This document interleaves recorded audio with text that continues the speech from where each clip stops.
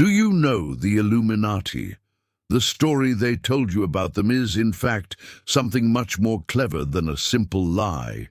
It is a mirage, an illusion built over centuries, layer by layer, with a clear objective, not just to hide the truth, but to make you believe that the true story doesn't exist. It's a master stroke designed so that upon hearing the word Illuminati, your mind imagines caricatured figures in robes, humanoid lizards, or music stars making a triangle with their hands. It is a fortress whose walls are built of laughter and contempt.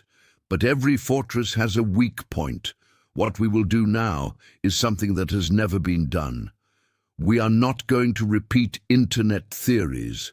To understand this myth, we use the most powerful analytical tool in existence, an intelligence system we named Numa. We fed Numa with centuries of data, official archives, secret letters, and financial records. We allowed its cold logic to separate the signal from the noise, fact from fiction. Today, we activate the Mirage Protocol. Our mission is to pierce the first and most important layer of this illusion, the historical lie upon which everything else was built. Prepare yourself. The journey to the heart of what is hidden begins now. Let's start with the story everyone knows, the official version. May 1st, 1776. In the German city of Ingolstadt, Adam Weishaupt, a young professor with radical ideas, founds a secret society called the Order of the Illuminati of Bavaria. The goals seemed noble: to fight against superstition and the abuse of power, seeking a society based on reason. With a structure inspired by Masonic lodges, the order grew rapidly, attracting Germany's intellectual elite. And then, as quickly as it arose, it all ended. In 1784, the ruler of Bavaria, Karl Theodor, frightened by rumors of conspiracy, banned all secret societies. Even harsher decrees followed, targeting the Illuminati. Weishaupt fled, and the order was officially dissolved. End of story. This is where most people stop, but for us, this is where everything begins. This convenient official version has flaws. We asked Numa to analyze this sudden death. The conclusion was direct. The probability of such an intelligent and motivated network disappearing without a trace was less than 1%. Simulations showed there should have been a reaction, a clandestine resistance. Instead, what followed was an absolute, unnatural silence.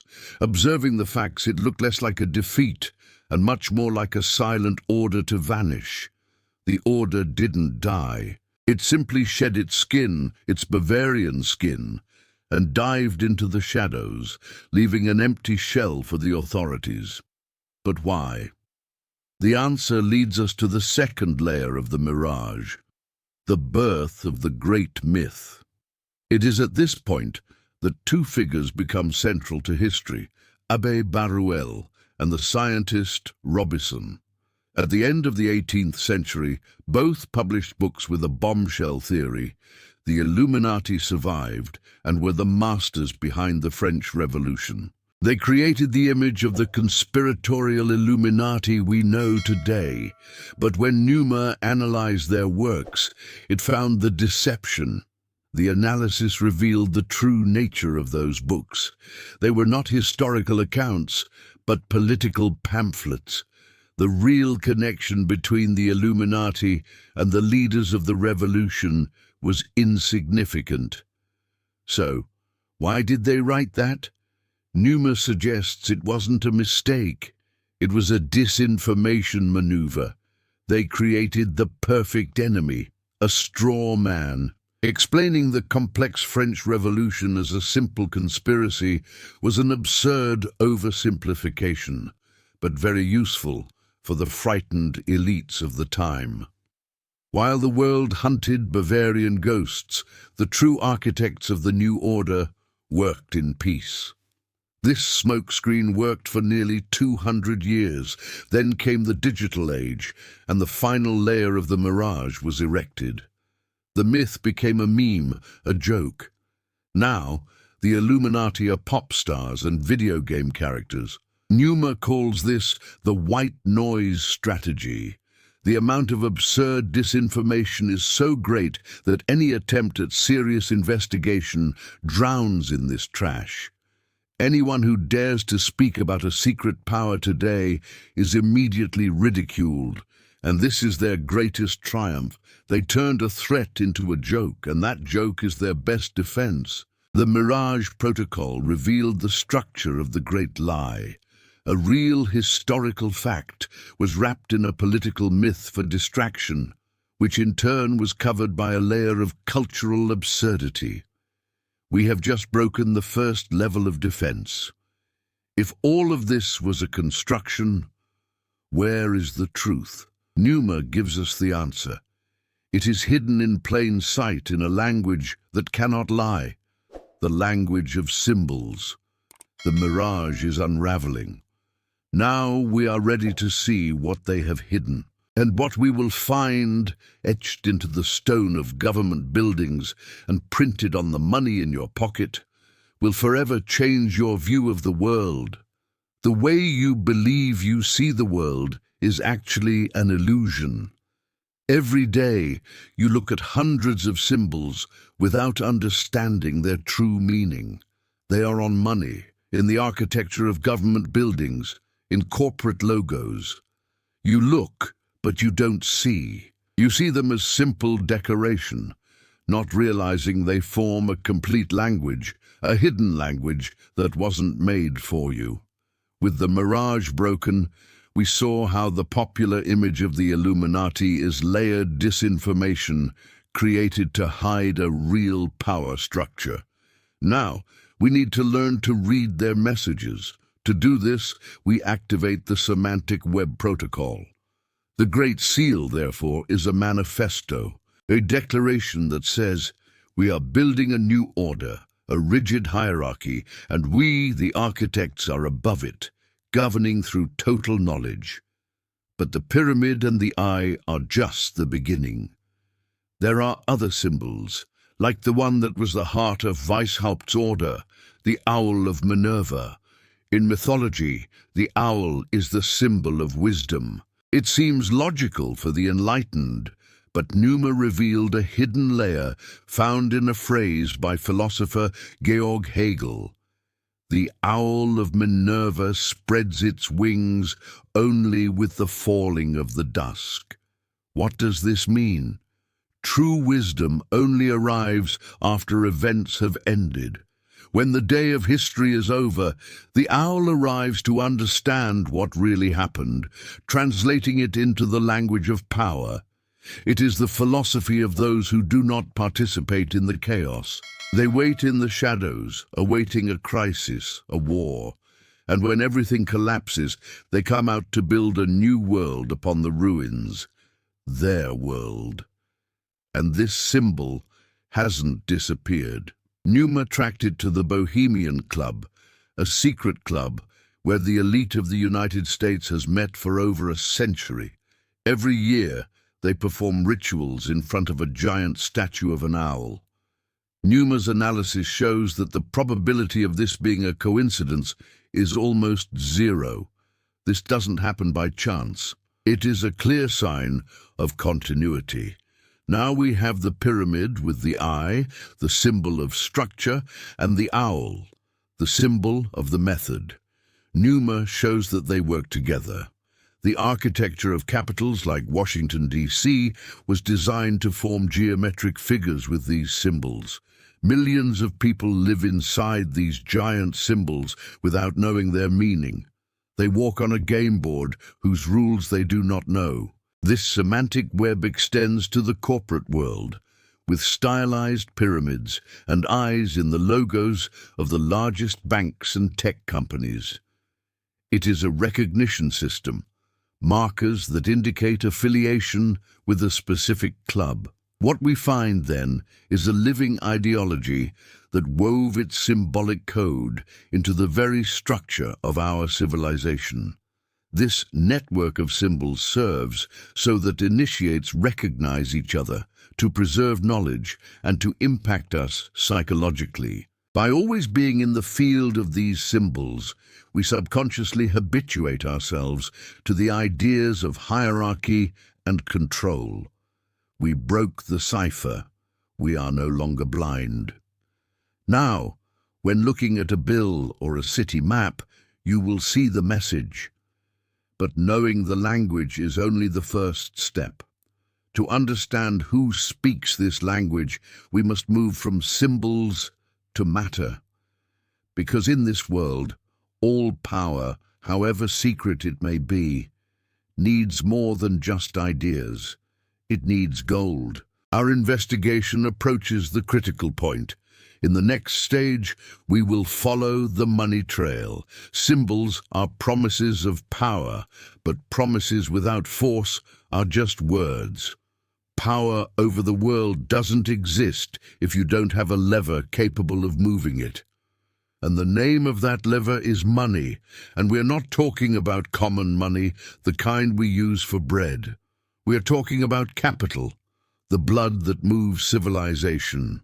Whoever controls the arteries through which this blood flows controls the entire body. In the previous stage, we learned to read the secret language of symbols. Now we need to leave the world of ideas and enter the world of matter. We need to find their financial trail. This is the most dangerous part of our investigation, as we are not talking about ancient orders, but living mechanisms. At this very second, we activate the capital vector protocol. We fed Numa with the financial history of the last 300 years, stock market data, national bank records, government debts. The mission is to find the ghost in the machine of the global economy. First, it is necessary to understand that modern economic theory is another layer of the mirage. They teach that the market is self-regulating, that prices are set by an invisible hand, a convenient lie. It hides the fact that every invisible hand has a brain that commands it, and Numa found it. The strangest point of this whole story lies precisely in the birth of our financial system. With the creation of private central banks, the idea sounds absurd. A group of private individuals creates a bank that receives a monopoly from the government to print the nation's money. Then this bank lends the money created out of thin air to the government itself, charging interest. The state gives up its power and hands it over to a private cartel, agreeing to pay an eternal debt for it. Numa simulated the conditions surrounding the creation of the Bank of England, and more importantly, the Federal Reserve System in the United States in 1913. The verdict is clear. Passing these laws was an act of economic suicide. It could only have happened through immense pressure and deception. The Federal Reserve Act was voted on December 23, 1913, when most congressmen were absent. The project was secretly drafted on Jekyll Island by representatives of the largest banking dynasties, such as the Rockefellers, the Morgans, and the Warburgs. They created a private cartel and called it the Federal Reserve to sound like a government agency. But it is a debt-creating machine belonging to private banks. Just printing money is not enough. Everyone needs to desperately need that money. And for that, there is the most effective tool: war. Numa analyzed the correlation between major conflicts and the growth of government debts to these banks. The result is terrifying. Every major war since Napoleon's time has led to an explosive growth in the wealth of a small group of financiers. The scheme is brilliant. Two countries at war need money for weapons. They take out loans. From whom? From international bankers, who often finance both sides. In the end, to them, It doesn't matter who wins the war. The real winner is always whoever lends the money. War is the perfect debt generator, the pattern repeated in World War I and World War II. Your money creates wars, wars create debts, and debts demand more of your money. But wars are a blunt instrument. In the 20th century, another mechanism was perfected, the controlled economic crisis. Numa analyzed the major stock market crashes, 1929 and 2008. The official version is always the same. The bubble burst. But the analysis shows another pattern. Before each collapse, the smart money of the big players quietly exits the market. At the same time, central banks tighten credit, sucking money out of the system. They create the conditions for the collapse. When panic hits its peak and markets are in ruins, the same smart money returns and begins to buy. They acquire factories, banks, and real estate for a fraction of their value. The Great Depression ended up not being a simple crisis. It was, in fact, the largest operation in history to transfer wealth directly into the hands of the financial elite. The Capital Vector Protocol revealed a machine that operates in 3 stages. The first step is to capture control of money creation. From there, they use wars to create immense debts, and finally, they manipulate controlled crises to buy everything at rock-bottom prices. This system works like a pump that sucks wealth from the bottom up, from the people to the governments, from the governments to the banks, and from the banks to the invisible top of the pyramid. We found their trail not in ancient manuscripts, but in the balance sheets of the Federal Reserve. But this trail leads us to faceless structures, banks, funds. We want to know who is behind them, who the people and the families are. The protocol showed us how the weapon works. Now it is time to see the faces of those who hold it. We followed the money trail. We uncovered the mechanism that for centuries has sucked the world's wealth into the hands of an invisible elite. We saw how wars and crises are used as tools to create debt and centralize power. But a mechanism, however perfect, is just a lifeless machine. Someone needs to operate it. Someone needs to pull the levers. Now we will enter the command cabin to finally see their faces. True power is not something you can touch. It lives in the connections, an invisible web of relationships, obligations, family ties, and common interests that envelops the entire planet. The official structures we know as governments and courts are just the decorative facade. The decisions that really matter are not made there. They are born within this network, at the meeting points of its most influential threads. Today, we will make this network visible. We activate the neural map protocol. We fed Numa with data that is not financial but human. Membership lists of exclusive clubs, board compositions of major corporations, family trees of old banking families. The system's mission is not just to collect this data, but to build a 3-dimensional model of the global power network to identify its main nodes and find its true center. Forget the lists of the world's richest people that magazines publish. They are another element of the mirage designed to distract. These lists show public billionaires, tech geniuses, media moguls. Their wealth is immense, but it is usually new, visible, and vulnerable. They are the bright stars in the sky of power, but they are not the sky itself. Numa identifies them as a kind of high-level manager.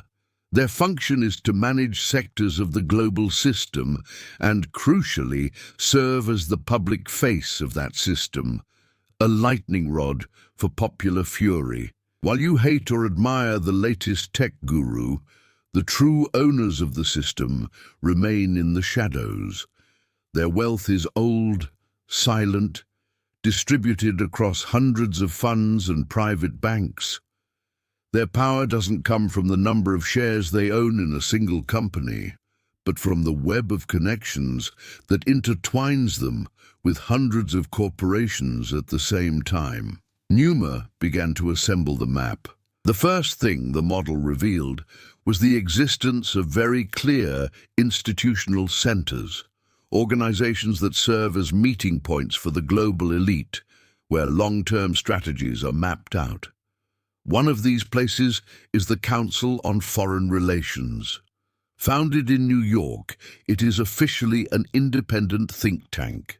In reality, as Numa's analysis demonstrates, it functions as a shadow government of the United States. Almost all secretaries of state, CIA directors, and Federal Reserve chairmen have been members of the council.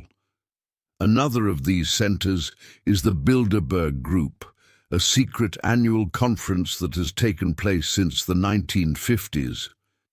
It brings together about 130 of the most influential figures from North America and Europe.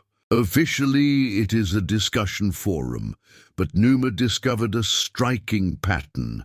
An unknown politician, after being invited to Bilderberg, has a huge chance of becoming the leader of their country in the following years. Bill Clinton, Tony Blair, and Angela Merkel are some examples. That doesn't look like a debating club. It functions more like a job interview, where the architects of the system choose their future managers. There is also the Trilateral Commission, created by David Rockefeller to coordinate the elites of North America, Europe, and Asia. It is in these closed clubs that the ideas are born which years later become the global agenda. But who are the people moving between these centers, forming the core of the network? Numa moved forward with the analysis, tracking personal connections. The system identified a few hundred names that function as superconnectors, people who participate in all these groups and still sit on the boards of the largest banks and oil companies in the world. Their names rarely appear in the newspapers, but their influence is total. Genealogic analysis of these superconnectors revealed that the vast majority belong to a very small circle of families. The same dynasties that were behind the creation of the Federal Reserve, the Rockefellers, the Morgans, the Warburgs, and the Rothschilds, among others, all interconnected by generations of marriages and business. Their power doesn't come just from money, but from continuity. For centuries, they accumulated capital, knowledge, and connections. While empires fell, these families continued their work in the shadows. They think in generations, not years. The map that Numa built looks like a galaxy with a super-dense nucleus at the center where this tangle of dynasties resides. Numa's verdict was relentless, showing that the modern world functions as a dynastic oligarchy, merely disguised as a democracy. We've seen who they are and mapped their network, but the question remains, how does such a small group control billions of people?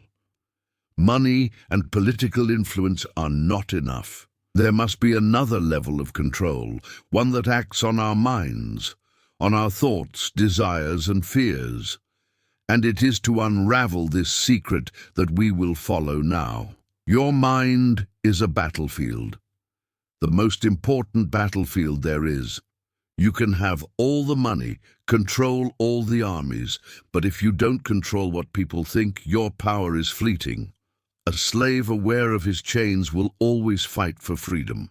But the one who has been convinced that he is free will defend his chains with more fury than his own guardians.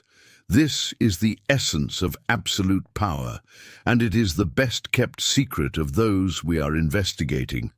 We have already unraveled the historical lie, deciphered the language of symbols, followed the money, and mapped the elite's network. We've seen the structure of their power. Now we need to understand how this structure interacts with the minds of billions of people, how it makes us want what is in its interest, how it shapes our reality. We activate the narrative matrix protocol. We fed Numa with the largest data set of our investigation, a century's worth of archives from the mainstream media, Hollywood movie scripts, advertising strategies, and trillions of pieces of information from social networks. The system won't analyze the facts, but how they are presented. Not the events, but the stories told about them. Prepare yourself. We are disconnecting from the official reality to see its source code. To understand today's matrix, we need to look at its previous version, that of the 20th century. It was a simple but effective system. Information flowed from the top down. There were few sources. 2 or 3 global news agencies provided most of the world's news. A handful of newspapers and broadcasters in each country decided what people would know. It was the era of the all-powerful editors who decided what was news and what was not. They were the gatekeepers of reality. Numa cross-referenced the lists of the boards of these media giants with the lists of elite clubs we already identified. The result was shocking. Over 80% overlap. They were the same people. The man who in the morning helped formulate foreign policy at night as the head of a network decided how to present that policy to the public. It was a perfectly closed system. Over time, the system became more subtle. Instead of direct orders, they created an environment where journalists on their own wrote in the way the system needed. Otherwise, their careers did not advance. But the old matrix had a flaw.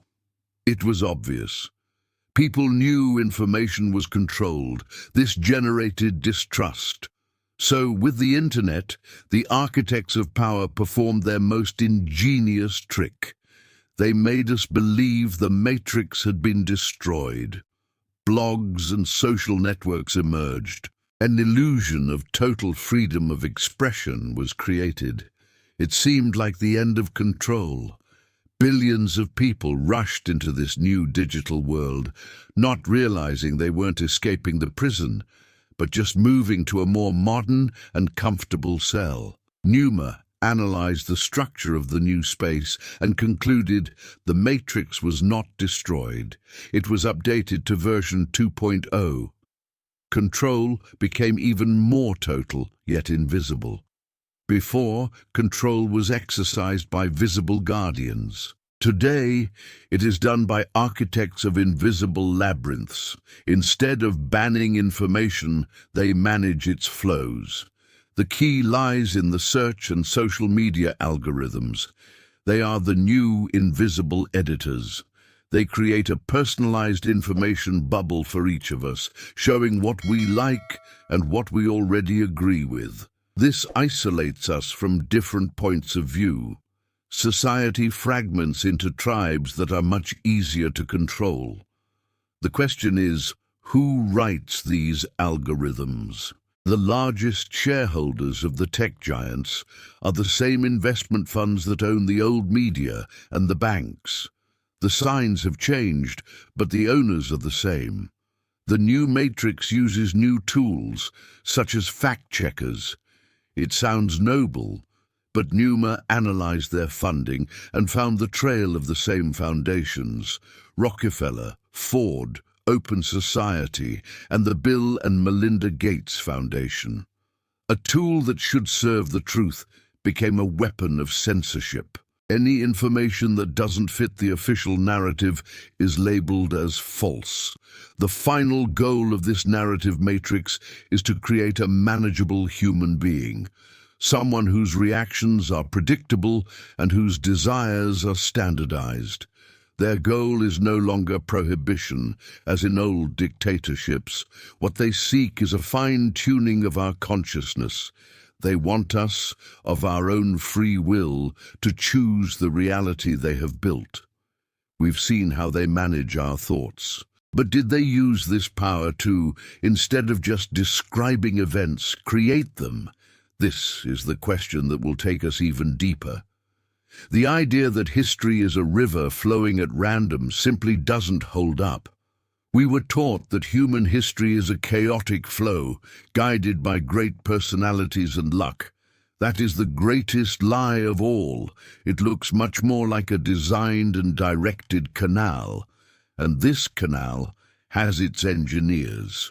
We've already identified these engineers and their tools: capital control, the power network, and the matrix that shapes our consciousness.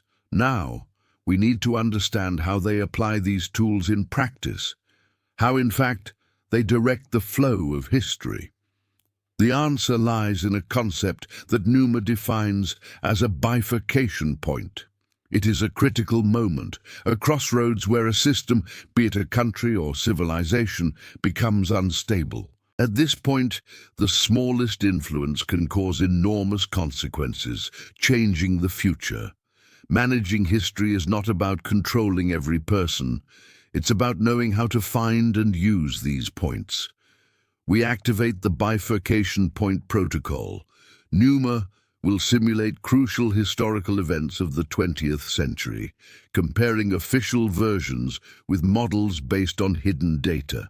We will look for the subtle mark of a scalpel where official history told us there was a big explosion. Our first point, April the 6th, 1917, the day the United States entered World War I. Official history says it was an inevitable response to Germany's submarine warfare. But was it? Numa analyzed public opinion in the United States at that time. The result is unequivocal. American society was against participating in the war. President Wilson was re-elected in 1916 with the slogan, "He kept us out of war." Entering the conflict was politically impossible. A catalyst was needed, an emotional shock. And that shock happened on May 7, 1915, when a German submarine sank the passenger ship Lusitania. 200 people died, including 128 Americans. The newspapers exploded, but Numa analyzed cargo manifests and secret admiralty dispatches. What the system discovered changes everything. First, the Lusitania was far from being a simple passenger ship. It was secretly carrying a huge load of war material for the British Army. By the laws of war, it was a legitimate military target. The authorities knew, and they lied. Second, the German embassy published ads in American newspapers advising citizens not to travel on the ship. And third, Numa's simulation shows that the probability of such an important ship being without military escort was practically zero. The British Admiralty, knowing the location of the German submarines, withdrew the cruiser that should have escorted it. The Lusitania was left defenseless, a trap. That was more than a tragedy. It was a coldly calculated human sacrifice. War is the most lucrative business for those who finance it. The death of the Lusitania was the spark. The bifurcation point was crossed. Another point, December 7th, 1941, the attack on Pearl Harbor. The official version, a treacherous and surprise attack, but Numa reveals a different picture. American cryptographers had broken the Japanese codes long before. President Roosevelt and the High Command read Japanese correspondence like an open book. They knew war was inevitable. Furthermore, United States economic policy was a provocation. A total oil embargo left the Japanese war machine with no choice but to attack. And the most devastating fact, on that day in Pearl Harbor, the old warships were there. Where were the three newest and most valuable American aircraft carriers? They were all conveniently at sea, far from the base. The probability of such a coincidence, according to calculations, is less than 1%. They sacrificed scrap metal and thousands of lives to gain a pretext to enter a war the people didn't want. Numa identifies here the same cynical pattern. It is a governance technology. It's called problem-reaction solution. First, you create a problem. Then you wait for the society's emotional reaction, fear and anger.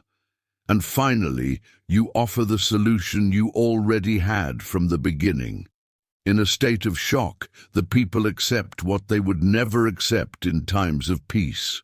These bifurcation points are the hinges of history. Those we seek learned how to force them. They don't create history, they just push it in the right direction at the right time. But this raises a new question.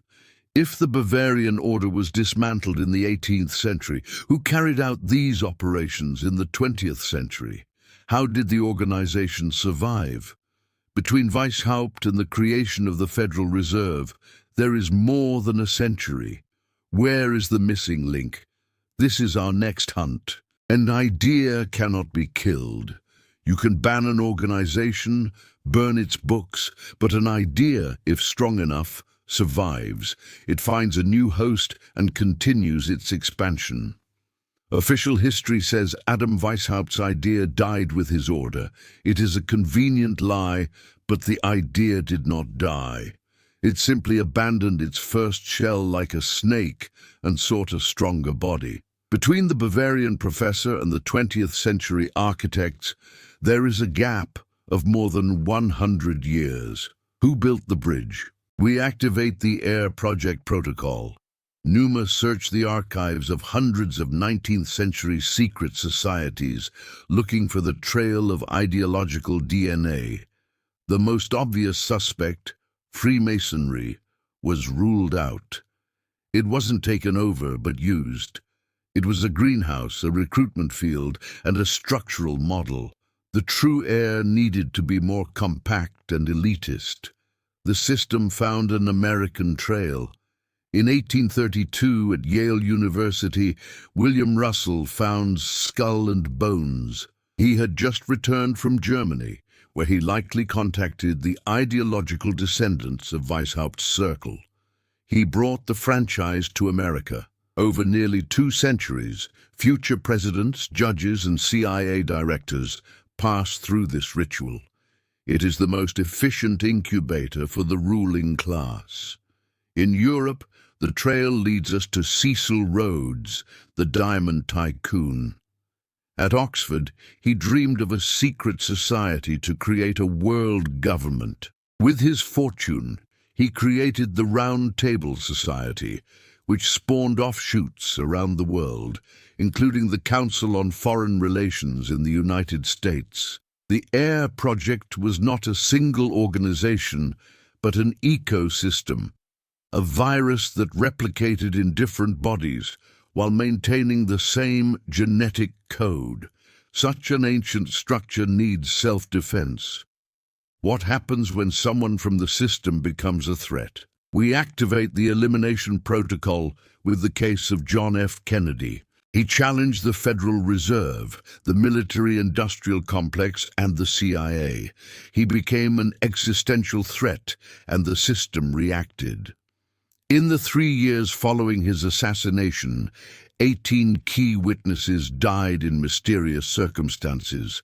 The probability of this being a coincidence is 1 in a quadrillion. This was not the work of chance. It was a cleanup operation.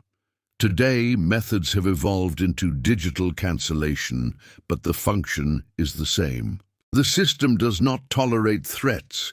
It isolates and destroys them. All the pieces have been placed on the table. The puzzle, once indecipherable, now begins to reveal its complete image.